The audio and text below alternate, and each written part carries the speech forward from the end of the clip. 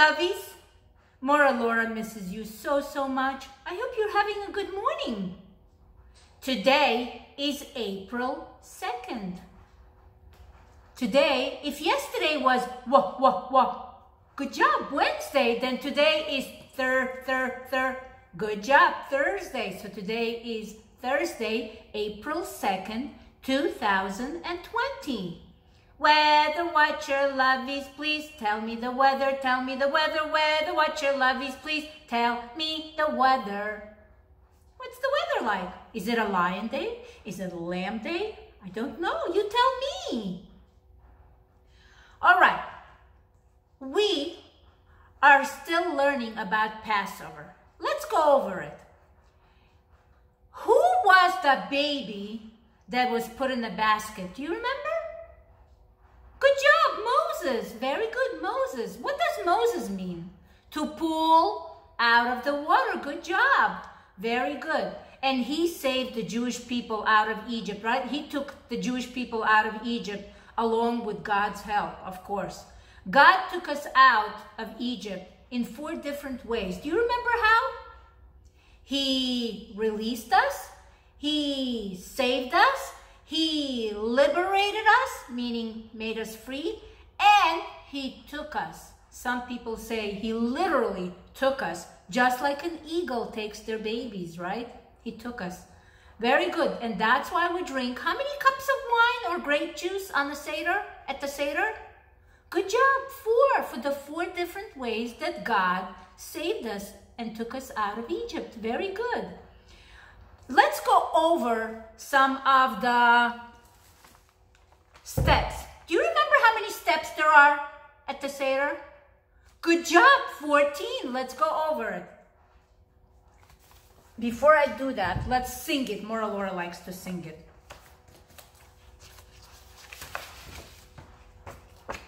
Kadesh Urchatz Karpas Yachatz Magid Rachza Motzi Matza Maror Korech Shulchan Orech Tzafun Barech Halel Nirza. These are the 14 steps. And let's go over it a little more thoroughly, right? So, with all Jewish events, we always start our celebrations with what?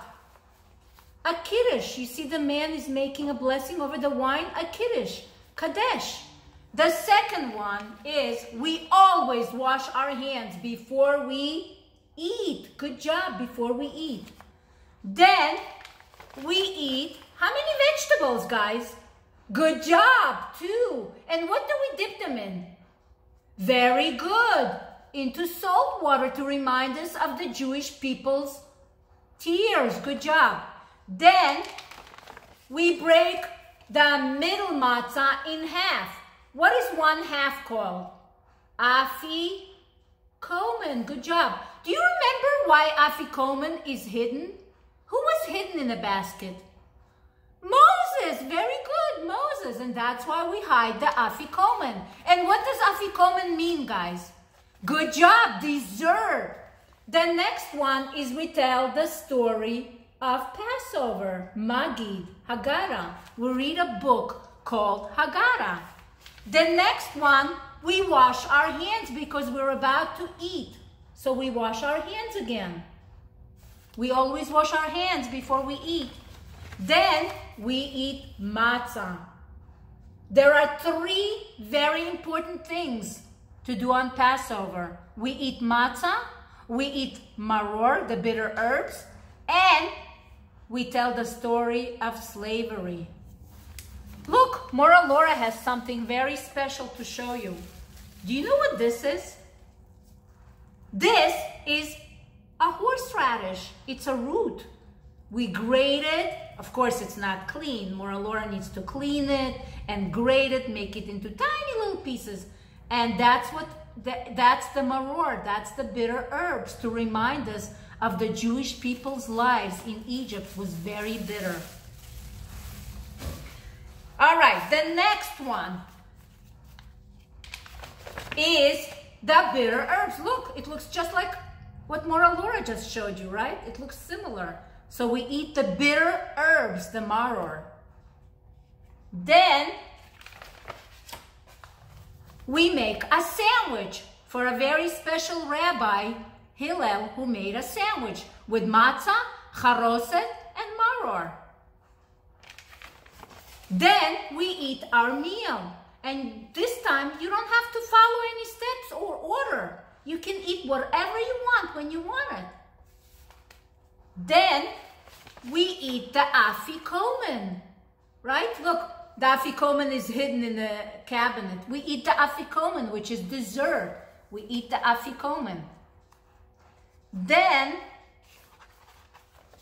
we say a blessing. We always thank God for all the wonderful things God gave us and did for us, right? Then we Hallel, sing lots of wonderful songs. One is Hashem, one is Hashem, one is Hashem in the heaven and the earth. Dun, dun, dun. Also, we sing Chad Gadya, Chad Gadya. All kinds of songs to thank Hashem again and make Hashem wonderful. The next one and the last step is we sing Leshana haba beYerushalayim, Leshana haba beYerushalayim, Leshana haba beYerushalayim, Leshana haba beYerushalayim habnuya. And these are the 14 steps of the Seder. Do you remember what the Seder means? Good job! You're so smart. You're the smartest lovies that Morah Lora has. And Morah Lora loves you so much. I want everyone to hug and pretend Morah Lora is hugging you. And kiss. Mwah! I love you so much. All right, let's look at all the symbols on the Seder table. How many cups of grape juice do we drink, we said? How many? Good job, 4. Look at all the symbols. God took us out of Egypt with how? Good job, strong arm. And how many vegetables do we dip in salt water? Good job, 2. And this is the bitter herbs, the horseradish, the maror. This is the charoset that looks like bricks. And this is the egg for the circle of life, right? Because we're hoping to come back next year and celebrate Passover again, right? So these are the symbols on the Seder table. Good job. All right, the paper we're doing, remember, we're learning the letter O. This is the capital letter O and the lowercase o. What do you think starts with O? Octopus or skates? Good job, octopus. So circle the octopus. Good job. The next paper. Silly house. Things that don't belong in a house, right? What does not belong in this house? Does the table belong in the house? Yeah. A little coffee table? Yes. Does the sofa belong in the house? Yeah. How about the car? Does the car belong in the house? No. Cars belong in the garage or in the parking lot, right? The next one. Does the giraffe belong in the house? Look at the giraffe. No. Giraffes belong in the zoo. Does the play swing belongs in the house? No. It belongs in our backyard. What else is there? Let's find out. Does the window with the plant belong in the house? Yeah. Many houses have a window with a plant in the windowsill. Does a little carpet belong in the house? Yes. So the things that don't belong are a car, play swing, giraffe, right? And maybe you can find other things. Put your spy eyes on. Good job. The next paper is fly or swim. What flies? you need to circle what flies and put a line under the things that swim. Does an eagle, the bald eagle, fly or swim? Good job. Fly. A circle. Does the seal fly or swim? Good job. Swims. So you put a line. No circle, a line. Does the airplane fly or swims? Good job. Flies. So you circle it. Does the helicopter fly or swim? Good job. Flies. So you put a circle. Good job. How about a fish? Does a fish fly? No. So what do you put? A line underneath. Good job. And this guy, does he swim or fly? Good job. So you put a line underneath. Good job. You are so smart. Morah Lora is so proud of you. Morah Lora is going to read you a story called Pharaoh and the Fabulous Frog Invasion. The author is Asher Werner. What does the author do, guys? Good job, writes the words. This is a very nice story.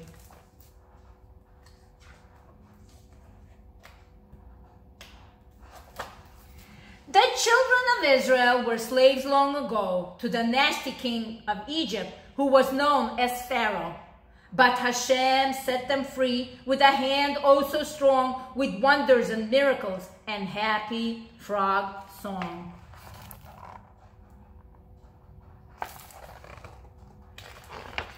By the great Nile River, you could always hear singing from the happy little frogs, always jumping and springing. We must thank you, Hashem, every day at all times, for this beautiful river, for the mud and the slime, for tasty black beetles. We love how they crunch, for the flies and mosquitoes. We enjoy them for lunch, for our long sticky tongues and quick legs that spring. For all of these, Hashem, your praises we sing.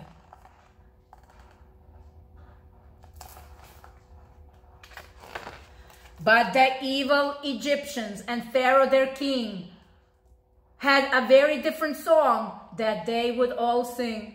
Thank you, O Nile, for your water so sweet. You water our fields so we can grow wheat. You are the splash in our backs, and you are our cup of tea. Without you, mighty river, where would we be? You see? They thought that the Nile River was their God. Do Jewish people think that the Nile River is God? Who is God? How many gods do Jewish people believe in? Good job, one.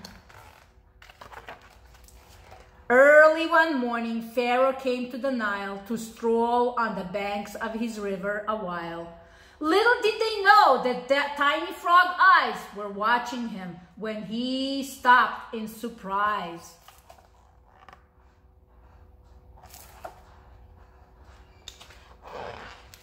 At the sight of two men with long beards and deep eyes, whose faces shone bright as the sun in the skies. They were Moshe and Aaron, and they came without warning to speak to old Pharaoh on that fine sunny morning. Then Aaron raised high the staff of his hand, and the river turned to blood throughout the whole land. There was blood in the bathtub and blood in the sink, not a single drop of water to drink.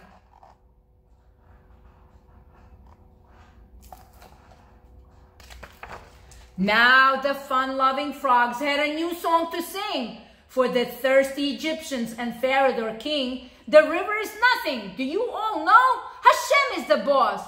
It's his word that goes. And if you still think the secret to life is the Nile, we think you'll be thirsty for quite a long while. See, the Egyptians thought that the Nile River was their god. But no.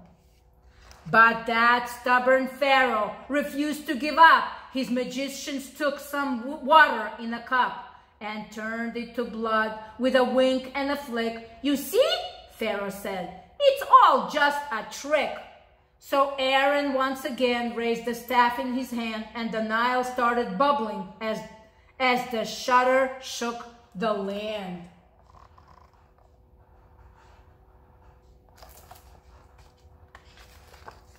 Then out of the river, there arose a great beast, the most enormous frog in the west or the east. Its flippers crushed trees. Its head reached a cloud, and its croak was like thunder, booming and loud. It pursed its big lips and let out a screech, and every green ear for miles it reached. From the river in the valley, from the mountains on high, they came by the thousands to answer the cry. Look at that huge, humongous, big frog. And the Egyptians got scared. They jumped all around Egypt, croaking and singing the whole time while their giant brother sank beneath the water and slime. The biggest and fattest kept hopping along till they reached Pharaoh's door and began a new song. Pharaoh, oh Pharaoh, we know you were inside. Pharaoh, oh Pharaoh, there's nowhere to hide. Hashem's great glory, the whole land it fills, and so do his creatures, if that is his will.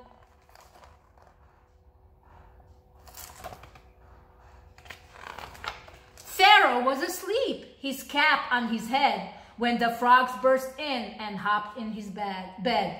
They covered all of Egypt like a great green cloud as their croaking song grew terribly loud. Frogs! Frogs! Frogs! We're here and we're there, and Hashem's mighty hand is everywhere. We're inside your houses and all over your beds. We croak in your bellies and sit on your heads. Look at all the frogs, guys.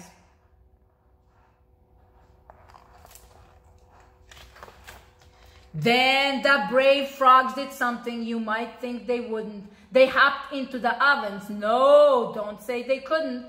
And those ovens were hot with a burning red flame. But those frogs hopped right in for Hashem's holy name. Day and night the frogs croaked and sang until every Egyptian's eardrums rang.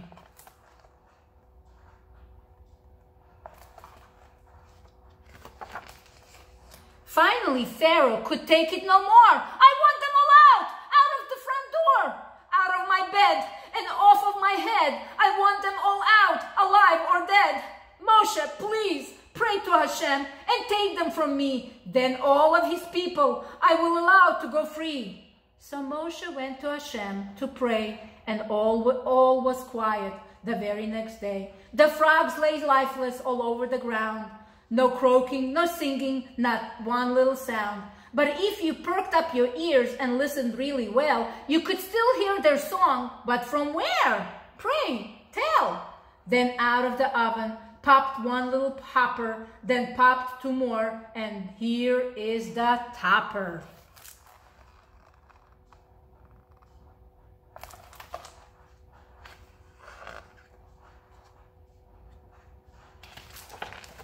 Every brave frog that jumped into the oven came bursting right out, pushing and shoving. And this is what they sang. A miracle, we all still alive. Of all the frogs in Egypt, we're the last to survive.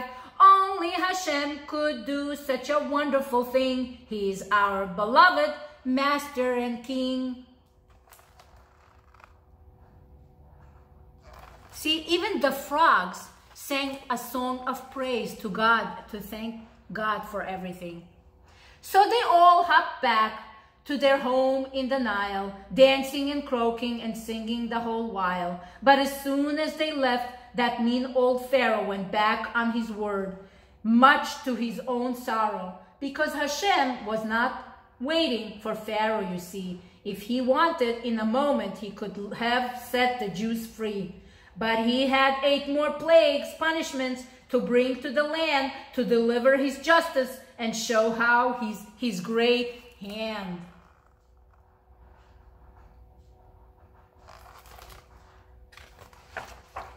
And when the Jews finally left Egypt on that great day, the frogs were still singing of Hashem's wondrous ways.